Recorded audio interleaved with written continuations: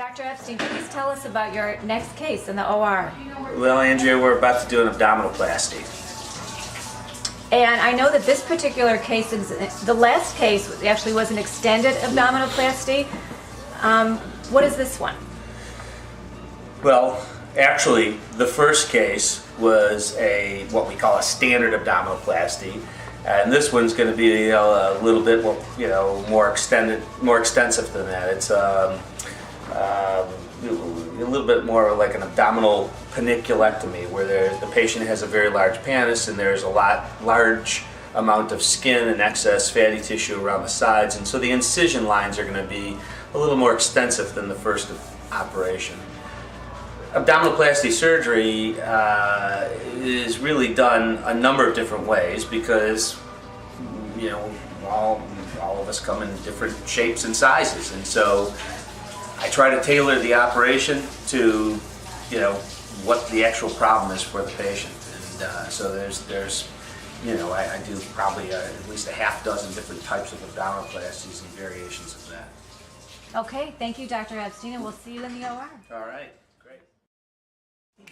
And I know with this patient, you will not be tightening her stomach muscles. Do you typically do that with each case? I would say 99% of the time I'm tightening up. Technically, it's the fascia, and the fascia is the tough stuff that holds the musculature together.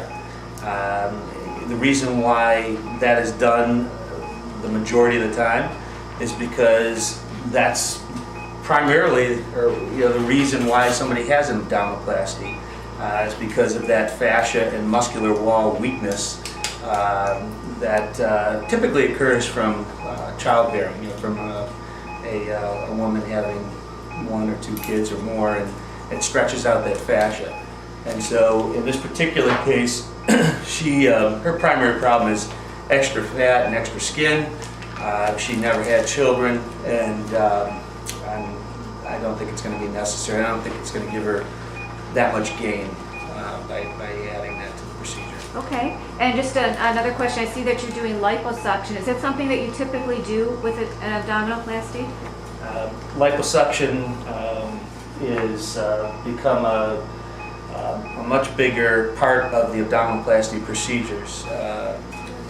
Certainly here in my hands, I use the liposuction really to thin out the entire abdominal wall, and then it also helps mobilize the skin so that there's really less undermining of the skin that's done during the procedure.